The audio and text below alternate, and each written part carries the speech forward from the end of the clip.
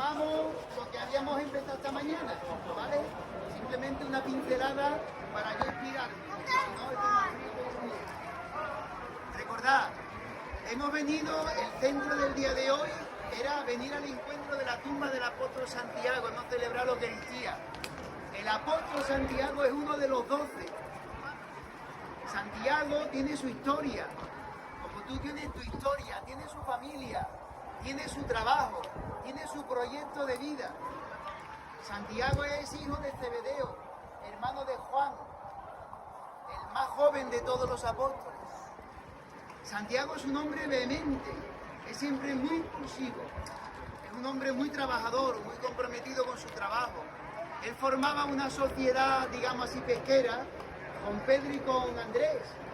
Ellos eran de la misma ciudad, eran, digamos, vecinos, eran de la misma ciudad, de Betania, en la orilla del mar de Galilea. Ellos trabajan con su padre, con Zebedeo, que es el esposo de Santa María Salomé. Ellos son los hijos de María Salomé, que es la que estará después a los pies de la cruz con la Virgen y con Santa María Magdalena. Santiago, su proyecto de vida, pues es un negocio. Él vive para su trabajo. Pues como todos los hombres de la vida, del mundo, todos tenemos un proyecto, hemos tenido un proyecto para ser feliz, un trabajo, buscar una familia, unos amigos, unas diversiones. Pero resulta que un día aparece, cuando terminan de trabajar, alguien de los que habían escuchado ya noticias, no era ya un desconocido, que se llama Jesús, Jesús de Nazaret, que es un profeta, acreditado en obras, como dice el Evangelio, las Escrituras. Resulta que Jesús pasa y les hace una invitación, primero a los socios, a Pedro y Andrés. Ya Andrés y San Juan, el hermano de Santiago, ya ellos conocían a Jesús, porque Andrés, Felipe y Juan eran discípulos de Juan el Bautista. Y cuando Jesús fue bautizado en el Jordán, dice que al día siguiente Juan señaló a Jesús diciendo con el dedo: este es el Cordero de Dios que quita el pecado del mundo. Eso para un judío es una cosa muy fuerte, porque ya en el Éxodo se hablaba del Cordero que quita la sangre del Cordero, quita la muerte de los que estaban afligidos en la esclavitud. Ya el profeta Isaías hablaba del Cordero de Dios, el siervo de Yahvé, que cargaría con los pecados, que traería el perdón, él que no abriría la boca. O sea que para Israel hablar del Cordero, igual que el Cordero que Dios proveyó para la muerte de Isaac en el monte Moria, cuando Abraham lo iba a sacrificar, es el anuncio de uno que tiene que venir a salvar al hombre, el Cordero. Entonces Juan está diciendo una cosa muy fuerte, el Bautista, y ellos lo escuchan, y Andrés y Juan van detrás de Jesús. Y decía esta mañana, y Jesús se vuelve y pregunta: ¿qué buscáis? Y ellos responden: maestro, ¿dónde vives? Claro, si yo hago la pregunta ahora, ¿dónde vive Jesucristo? Ya lo sabéis, ¿no? ¿Dónde vive Jesucristo? En el corazón del Padre, porque el Padre y yo somos uno, somos una cosa sola. O sea, Jesucristo no ha llevado a la calle Pérez Galdós, o a la calle Don Bosco, o a la calle Zaragoza a los apóstoles, a estos discípulos. Se los ha llevado al encuentro del Padre, al corazón del Padre, donde vive Jesús. Y dice el Evangelio, el evangelista, el mismo Juan, que ese día se quedaron con Jesucristo. O sea, que el encuentro con Jesucristo y tocar al Padre, ir a la casa del Padre, te hace cambiar de dirección tu vida, que es la conversión, te cambia los valores, te cambia la búsqueda. Ellos buscaban algo, pero ya lo han encontrado el tesoro. El reino de los cielos se parece a un tesoro. Ellos han encontrado este tesoro escondido, que otros no lo han encontrado. Entonces este es Santiago, un trabajador de la mar, de la pesca. Y Jesús se para a su lado y les hace una invitación: veníos conmigo y os haré pescadores de hombres. Dice que ellos al instante lo dejaron todo y se fueron con él. Dejaron a su padre, dejaron el trabajo, dejaron los amigos dejaron la familia, el dinero, San Pedro dejó a su mujer, etc. ¿A alguno le gustaría también que se lo hubiera dicho al Señor? Va a su mujer. Entonces, la primera cosa es, Jesús es uno que llama a los hombres. Ven y sígueme. Y Santiago es un hombre que ha sido llamado. Como tú también has sido y yo hemos sido llamados. Llamados por el mismo Jesucristo. Dice la carta a los Hebreos que nadie se pueda rogar la llamada. Es Dios el que llama. Entonces, ¡qué maravilla! ¡Qué gracia! El Señor nos ha llamado a nosotros, como ha llamado a Santiago el apóstol. Primera cosa, Santiago es un llamado. Santiago lo ha dejado todo, pero él no se ha convertido con la llamada en un santito. Algunos con esto se escandalizan, porque escuchan las catequesis, empiezan a caminar y ya creen que van a ser un santito y una santita, y resulta que siempre son los mismos. Y no cambian, y tan criticones, y tan mosqueones, y tan impacientes, y dicen esto no es para mí, y tiran la toalla y se van de la iglesia. Dejan la comunidad, dejan el camino, dejan la iglesia, abandonan la fe porque se miran a sí mismos. No te has llamado tú, Jesucristo es el que te ha llamado y te ha dicho sígueme. Tú le sigues como eres. Tienes que seguir como eres. Ya el Señor irá operando el cambio, pero lo hace Él, no nosotros. Todo el querer y todo el hacer, dice San Pablo, vienen de Dios. Entonces, la segunda cosa es, síguele, ponerse en movimiento, con tu humanidad. Con tu humanidad. La tercera cosa es que Jesucristo no llama para vivir aislado la fe. La fe no se puede vivir sin una comunidad. Jesucristo ha llamado a un grupo de 12 y ha formado una comunidad. Y en medio está Jesucristo, con el anuncio del reino, con la palabra. Por eso nosotros preparamos, celebramos la palabra. Con los sacramentos, les dio el pan, con la Eucaristía, con la comunión de los hermanos, amados como yo os he amado. Entonces Dios nos ha llamado, como a Santiago, a formar parte de un grupo, de una comunidad. Pero esa comunidad no es de perfectos, no es de gente terminada. Y ahí se ven los roces, ahí se ven las pretensiones de cada uno, cómo todos aspiran a los primeros puestos.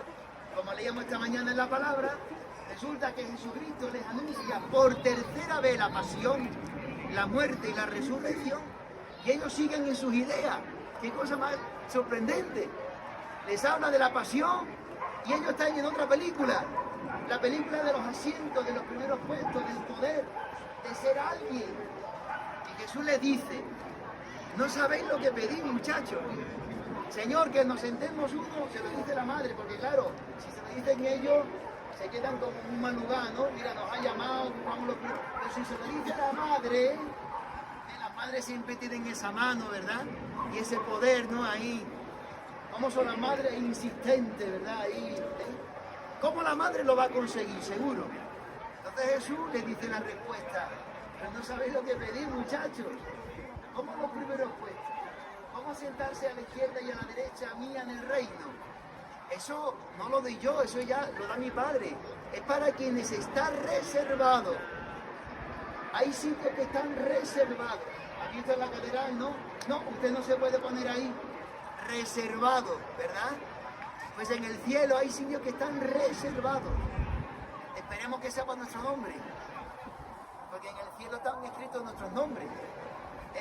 Bien, entonces, beber, dice, sentadme a tu derecha y a tu izquierda. Y Jesús les hace una proposición.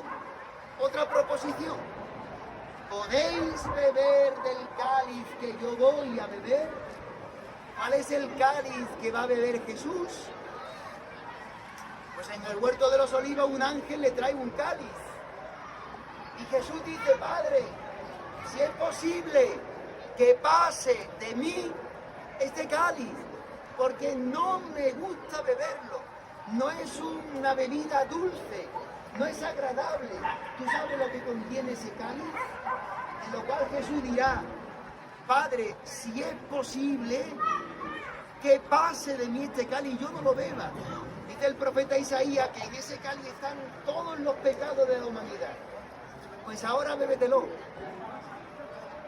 Ahora bébetelo.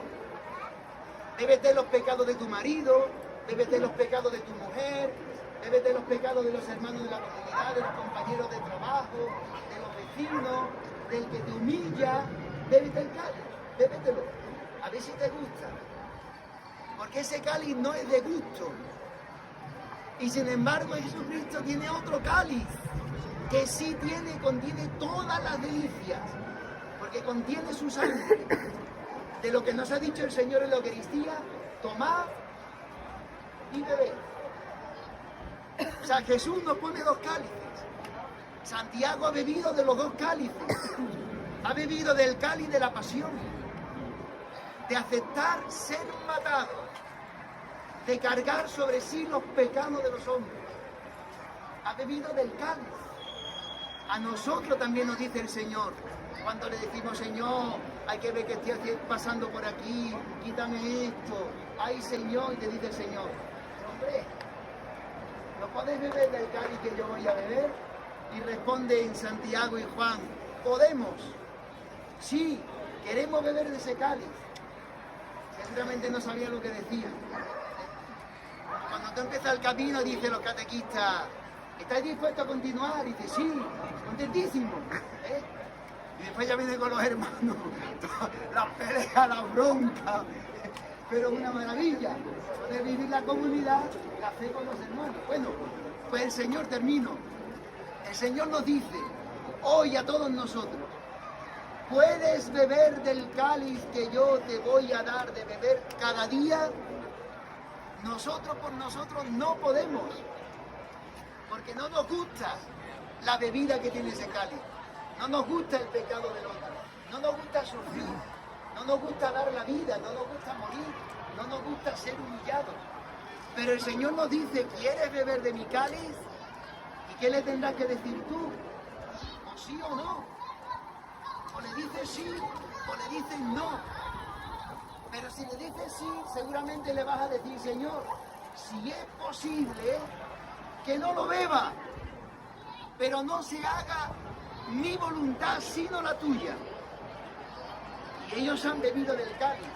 En la Pascua, celebrando con Jesucristo la Pascua, la Eucaristía, ellos han bebido porque Jesús nos ha dicho, tomad y bebed. Este es el cáliz de mi sangre, de la nueva alianza, que será derramada por vosotros y por muchos, para el perdón de los pecados. O sea que los pecados se perdonan si hay uno que bebe del cáliz de tus pecados. Los pecados y el otro cambia y sus pecados se quitan si tú te bebes sus pecados por amor. Y como te decimos tantas veces, pon amor donde no hay amor y encontrarás amor. Eso es lo que ha hecho Jesucristo y eso es lo que ha hecho el apóstol Santiago. Él sí ha bebido del cáliz de la Pascua, ha participado de una comunión de vida con la pasión y la resurrección del Señor. Él ha bebido del cáliz de la muerte por los pecados de los hombres. Él ha venido a España, a las riberas del Ebro, y alcanzó hasta el Finisterre, hasta el fin de la tierra, que es allí más arriba, en La Coruña, en el Finisterre, para llevar a los hombres que Cristo ha vencido la muerte, que Él ha bebido del cáliz, y que su sangre trae salvación, que trae la vida al mundo, que trae vida, que es lo que todos buscamos. Pues finalmente, hermanos, el apóstol Santiago, cuando estuvo en la ribera del Ebro, en lo que es Zaragoza, César Augusta, en latín se traduce en Zaragoza, él llevó esta noticia: Cristo ha bebido del cáliz de tus pecados y te ha salvado, te trae vida nueva. Pero la gente no se lo creía, no lo escuchaba. Se convirtieron 8 y no más. Los españoles se ve que éramos bodoques, duro. No entraba la fe, ¿verdad? Como un adoquín.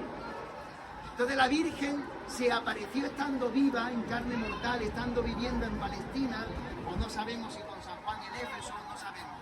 Sabemos que la Virgen se apareció sobre una columna de piedra, sobre un pilar, en las orillas del río Ebro, y allí le animó a anunciar el Evangelio, que esto lo lleva a Jesucristo, que la iglesia la lleva a Jesucristo, que la barriada del Carmen, de los honores, de la parroquia, lo lleva a Jesucristo.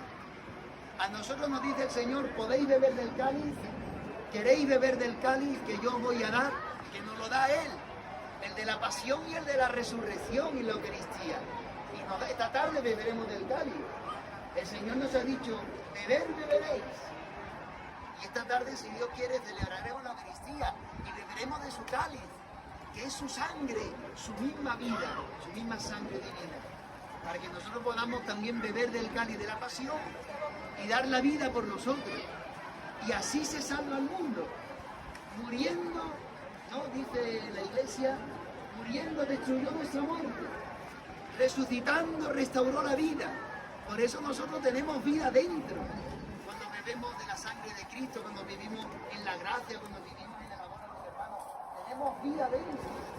Porque Él, muriendo, destruyó nuestra muerte y resucitando nos ha dado su vida, nos ha dado vida eterna. Pues así que, hermanos, no tengáis miedo, no tengáis, si hay que morir, porque el Señor nos dé la fuerza para morir, hay que pedírselo, porque apetecible no es, pero el Señor nos ha dicho, beberéis mi cáliz, porque el Señor, como Santiago murió, y Dios manifestó su triunfo en su muerte, que fue decapitado. Cuando estuvo aquí, volvió a Palestina, a Jerusalén, y en el año 42 44 fue decapitado por orden del rey Herodes Agripa. Y dice que como eso le gustaba a la gente, matar a los cristianos, pues desencadenó también una persecución, por eso los cristianos se fueron. Después de la muerte de Esteban, de la lapidación, después de la muerte, de la decapitación de Santiago, los apóstoles habían ido al mundo entero y 2 discípulos de Santiago bajaron a la costa, en Jaffa, Jope, allí lo montaron en una barca, dice que la tradición, con el sepulcro, con su ataúd, dice que la tradición, que cuando se durmieron y que cuando se despertaron se encontraron aquí abajo en Padrón, a 20 kilómetros de Santiago, que se coge por el camino portugués. Y como decía ayer, allá hay como un poste también de piedra debajo del altar de la iglesia de San Antonio, que dice que ahí, de la tradición, ahí atracaron, ahí amarraron el barco, cogieron el cuerpo y entraron a tierra. Y entrando a tierra alcanzaron esta zona, como decía yo esta mañana, esta zona de lo que ahora es Santiago, unas montañas, unos montes, y dice que lo enterraron y se olvidó. Porque después lo enterraron porque en el siglo VIII, 711, vino la invasión musulmana. Y para preservar los restos del apóstol, escondieron los restos del apóstol. Y milagrosamente, en el 813, un eremita, en esta zona de aquí, un eremita, dice que una noche vio una cosa milagrosa, espectacular y sorprendente. Que una luz inmensa de una estrella iluminó un lugar. Fue a llamar al obispo Teodorico, que era el obispo de entonces. Vinieron y encontraron en ese lugar el cuerpo, la tumba, el ataúd del apóstol Santiago. Y ahí levantaron una pequeña capillita. Esa pequeña capillita es donde está el apóstol Santiago. Pero formaron una pequeña comunidad, unos monjes, que era la Portichela, que es donde yo os he dicho antes que estábamos haciendo fila, o la Porticela, que es donde ahí se inició la primera capilla de vida contemplativa para cuidar y custodiar el sepulcro del apóstol. Y a partir de ahí se hizo una capellita, si pudiéramos ver el vídeo mañana, espectacular, porque lo pone muy bien definido y muy bien explicado. Y después ya con los siglos ya se construyó una basílica románica, que es la base de lo que tenemos, y después se construyó una parte más moderna, que era gótica, y después ya con el Renacimiento y con el Barroco se terminó con la fachada principal. El pórtico de la gloria es lo que daba acceso a la catedral, y el pórtico es el juicio final.